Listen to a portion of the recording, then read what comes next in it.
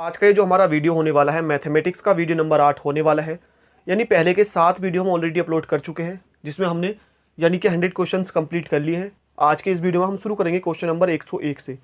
इसके पहले के वीडियो आपको प्ले लिस्ट में मिल जाएंगे, यानी डिस्क्रिप्शन में आपको लिंक मिलेगा प्ले लिस्ट का, वहाँ से क्लिक करके आप इसके पहले के सारे वीडियोज़ देख सकते हैं। तो चलिए शुरू करते हैं। आज का जो सबसे पहला हमें प्रश्न दिया है, यह दो दिए गए पूर्णांकों a तथा b संगत है, जहाँ b जो है बड़ा है 0 से। दो पूर्णांक q तथा r इस प्रकार अवश्य होंगे कि, तो यहाँ पर आपको ध्यान रखना है, एक प्रमेय होती है हमारी भाज्य बराबर भाजक गुणा भागफल प्लस शेषफल, ठीक है, प्लस शेषफल। तो ये हमारी भाज्य बराबर भाजक गुणा भागफल प्लस शेषफल। इसे हम इस प्रकार भी लिख सकते हैं, a बराबर B Q plus R, a बराबर बी क्यू प्लस आर। और ये जो r होता है ना, r जो होता है ये 0 भी हो सकता है और 0 से बड़ा भी हो सकता है। r क्या होता है यहाँ पर? शेषफल। तो अगर हम किसी भी संख्या को किसी भी संख्या से भाग देते हैं तो शेषफल 0 भी हो सकता है और 0 से ज़्यादा भी हो सकता है। लेकिन जो भी हमारा भाजक होता है ना, इससे हम भाग देते हैं, शेषफल कभी उससे बड़ा नहीं होता, हमेशा उससे छोटा ही होता है। तो ये छोटा होगा b से। तो ये कंडीशन यहाँ पर हमारी फुलफिल होगी कि a बराबर बी क्यू प्लस आर, जहाँ पर r बड़ा बराबर हो सकता है 0 के और छोटा होगा b से, ठीक है। तो बस इसका यही जवाब था। नेक्स्ट क्वेश्चन है, एक छात्र ने 987 को किसी संख्या से गुणा करने पर 55, 99, 81 प्राप्त किया, जो गलत था।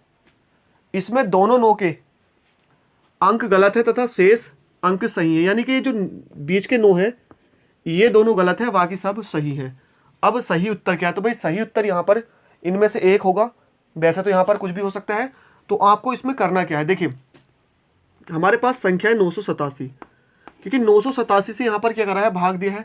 तो जो भी संख्या होगी इसमें वो 987 से पूरी पूरी कटेगी, ठीक है। तो हमको इसके फैक्टर कर लेंगे। देखिए 9 और 8 17 है ना, 17 और 7 24। तो जो भी संख्या होगी वो, यानी जो भी संख्या होगी 987 से पूरी पूरी कटेगी। तो हम इसका कर लेंगे फैक्टर, 3 तिया 9, 3 दूनी 6, 3 नम 27। ये 7 से कट जाएगा, 7 चौक 28, 7 सत्ते 49, 7 चौक 28, 7 सत्ते 49। यानी अब 987 जो हमारे पास था, इसके फैक्टर आ गए 3, 7, 49। अब देखिए इनमें से कोई भी संख्या है, क्योंकि 987 से भाग दिया था तो वो 987 से कटेगी। और 987 से कौन सी संख्या कटेगी? जो 3, 7 और 49, सॉरी 3, 7 और 47 से कटेगी। 47 है ना, 3, 7 और 47 से कटेगी। तो हमको देखना है, 3 का नियम मैंने आपको बता रखा है क्या होता है। यदि किसी संख्या के अंकों का योग 3 से कटता है तो वो संख्या भी 3 से कट जाएगी। तो इसका योग कर लेते हैं, 10 3 13, 13 और 6 19, 20 और 8 28। ये 3 से ही नहीं कट रही, ठीक है। उसके बाद 15 1 16, 16 8 24 और 1 25, 25 3 से नहीं कटता तो ये भी 3 से नहीं कटेगी। 3 पंजे 15, 6 21, ठीक है। 21 1 22 और 8 30। तो इसके अंकों का योग 30 है, 30 3 से तो कट जाता, तो 3 का नियम यहाँ पर लग चुका है। अब 7 से काट के देखेंगे, देखिए 7 सत्ते 49, यानी 7 सत्ते 49, 6 बचेगा 65 हो जाएगा। 7 निम 63, 2 बचेगा 6 उतार लेंगे, ठीक है। 7 21, 5 बचेगा 8 हो जाएगा। और जी 7 8 56, 2 1, 7 का नियम भी यहाँ पर पूरा पूरा लग जाता है। अब फ्रेंड्स ये जो संख्या है हमारी 7 3 7 47, तीनों से कट जाएगी कौन सी? 55 56 81, 3 7 47 तीनों से कट जाएगी। तो हमारा इसका सही जवाब होगा option number C. Option number C बिल्कुल करेक्ट इसका जवाब होगा। 102, इसमें दिया किसी संख्या को 13 से भाग देने पर 11 शेष बचते हैं और 17 से भाग देने पर 9 शेष बचते हैं। अब देखिए संख्या क्या होगी हमारी। तो पहला केस दिया कि संख्या मान लो x है, इसे हमने 13 से भाग दिया, वही भाज्य बराबर भाजक गुणा भागफल प्लस शेषफल। हमें नहीं पता कितनी बार गया था, शेष कितना बचा हमारा 11। उसके बाद संख्या तो सेम थी, भाग 17 से थी, हमें नहीं पता कितनी बार गया, हमने क्यू मान लिया, यहाँ से हमने क्या मान लिया? क्यू मान लिया। और शेष बचा 9। अब देखिए संख्या सेम है तो ये दोनों वैल्यूज जो होंगी सेम होंगी, बराबर 17 क्यू प्लस 9। यहाँ से अगर p की वैल्यू है q की वैल्यू आप निकालेंगे, तो p की वैल्यू अगर आप निकालेंगे 13p बराबर 17q माइनस का 2, और p बराबर क्या हो जाएगा? 17q माइनस 2 बटे कितना आ जाएगा यहाँ से? 13। अब यहाँ पर आपको p का मान पूरा पूरा निकालने के लिए q की अलग अलग वैल्यूज रख के देख लूंगी। पहले 1 रखेंगे, देखिए 17 करना, 17 एक जगह कितना बचेगा? 15 नहीं होगा। q की वैल्यू आप 2 डालेंगे, 17 दूनी 34 हो जाएगा, ठीक है। 17 दूनी 34 हो जाएगा, 34 में तो जाएगा 32, 13 से नहीं कटेगा। तो इस तरह से टाइम लग जाएगा। तो ये तरीका आप मत करना, क्योंकि इससे जो है सवाल बड़ा हो जाएगा। सिंपल सा है, 13 से भाग देने पर 11 शेष बचता है। संख्या पकड़िए, छोटी छोटी संख्याएं हैं, हम देख लेंगे। तो 13 से इसको अगर भाग देते हैं, 13 दूनी 26, यहाँ से कितना बचेगा 7, 9 79, 13 पंजे 65, 13 छंग 78, यहाँ से एक शेष बच रहा है, तो ये नहीं होगी। दूसरी देख लीजिए, 13 दूनी 26, कितना बचा यहाँ से, 13 दूनी 26, 4 और 4 8, 8 9 हो गया, 13 छंग 78, 13 छंग 78, इसमें से आप 78 निकालेंगे 11, ठीक है बच गया। अब 17 से देख लीजिए, 17 दूनी 34 और सीधा सीधा 9 बच रहा है, तो हमारा ऑप्शन नंबर बी बिल्कुल करेक्ट होगा, ऑप्शन नंबर बी बिल्कुल करेक्ट होगा। तो ये तरीका आपको इस तरीके से बेटर रहेगा, इस तरह से आप इसको कर सकते हैं। 103, 104, 105 तीनों ही सेम क्वेश्चन है, सेम तरीके से होने हैं। तो यहाँ पर 103, 104 में आपको दिखा दूंगा। अगर 105 किसी को चाहिए, थोड़ा सा लिखने में लेंथी है तो मैंने उसको यहाँ पर नहीं लिखा है, तो आप इंस्टाग्राम कर सकते हैं, मैं आपको वहाँ पर दे दूंगा, या आप कमेंट कर सकते हैं, मैं आपको क्वेश्चन दे दूंगा। तो क्वेश्चन है कि एक संख्या को क्रमागत 4 व 5 से भाग देने पर, यानी क्रमागत का मतलब समझ लीजिए, पहले 4 से भाग दी तो 1 बचा, फिर जो भागफल उसको आया उसे 5 से भाग दी तो 4 शेष बचा। इस संख्या को 5 4 से क्रमागत भाग देने पर क्या शेष बचेगा। तो देखिए, लास्ट में हमने भाग दी थी उसको 5 से, तो संख्या मान लीजिए x थी, 5 से भाग दी, हमें नहीं पता कितनी बार दी, और शेष बचा था 4। संख्या x थी, लास्ट में 5 से भाग दी थी, कितना बचा था 4। अब यहां पर अगर मैं 1 डालता हूं तो संख्या क्या हो जाएगी, देखिए 5 गुणा 1 प्लस 4, कुछ भी डाल लीजिए, छोटा छोटा 1 है, 5 गुना 5 प्लस 4 9 हो गया, क्या हो गया 9। और ये जो संख्या थी है ना, ये कौन सी आई थी, भागफल आया था। पहली जो संख्या थी 4 से भाग देने पर वो क्या थी, मान लीजिए, चलो इसको बाई मान लेते हैं, वो संख्या क्या थी कि 4 से भाग दी थी, कितनी बार दी थी, 9 बार दी थी, कितना शेष बचा था, एक शेष बचा था, 9 चौक 36 और एक कितना हो जाएगा 37। तो हमारी जो मूल संख्या थी वो थी 37, यानी कि 37। अब इस संख्या को हम क्रमागत 5 तथा 4 से भाग देंगे, तो 37 को अगर आप 5 से भाग देते हैं, 5 सत्ते 35, 2 शेष बचेगा। अब ये जो भागफल आया, ध्यान रखना भागफल, इस भागफल को आप 4 से भाग दीजिए, एक बार कट जाएगा, कितना शेष बचेगा, 3 शेष बचेगा। तो पहले 2 शेष बचा, अब कितना शेष बचा, 3 शेष बचा, तो क्या हो जाएगा 2,3, यानी कि पहले वाले का 2,3 हमारा आंसर हो जाएगा। 37 को हम 5 से भाग देंगे, 2 बचेगा, और फिर क्रमागत जो भागफल आया है उसको 4 से भाग देंगे तो 3 बचेगा, 2,3 इसका सही जवाब होगा। नेक्स्ट, एक संख्या को क्रमागत 4 5 6 से भाग देने पर क्रम से ये शेष बचते हैं, वह संख्या है, वह संख्या है, यानी कि वह कौन सी संख्या है। अब देखिए, यहां पर सबसे लास्ट में मैंने ऊपर भी बताया था ना लास्ट, तो लास्ट वाला आपको पकड़ना है। 6 से जब भाग दिया आपने संख्या को, मान लीजिए संख्या थी x, लास्ट में जो संख्या आई थी 6 से भाग दी, पता नहीं कितनी बार दी थी, कितना शेष बचा था 4। यहां पर न्यूनतम आप क्या डाल सकते हैं भाई, 1 तो डाल ही सकते हैं, तो 1 डालेंगे तो कितना हो जाएगा, ये 10 है ना। अब ये 10 क्या आता है, इससे अगली वाली संख्या का भागफल आता है, ध्यान रख लेना है।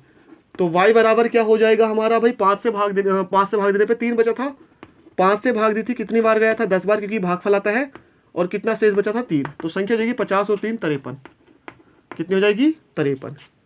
जो अंत में आ जाएगा z, ये क्या आता है, भागफल आता है, 4 से भाग देने पर 2 शेष बचा था, तो 4 गुणा 53 प्लस 2, 3 चौक 12 का 2 हासिल लगेगा 1, 4 पंजे 20 है ना, और 1 21 प्लस 2, तो कितना हो जाएगा 214। तो हमारा सही जवाब होगा, संख्या क्या होगी 214 होगी, संख्या 214 होगी।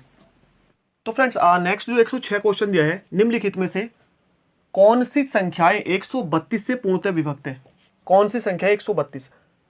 अब आपको कैसे देखना है, 132 से काट काट कर किसी को आपको नहीं देखना है, ठीक है। पहला वाला तो आपको साफ साफ दिखाई दे रहा होगा कि 132 दूनी 264 होते हैं, ये कट जाएगा। लेकिन यहाँ पर आपको सभी संख्याओं के लिए 132 के टुकड़े करने हैं।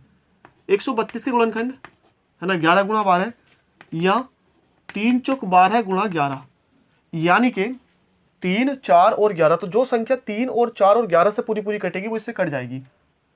नियम मैंने आपको 3 का क्या बताया था कि यदि संख्या के अंकों का योग 3 से कटता है तो संख्या 3 से कट जाएगी, पहला नियम।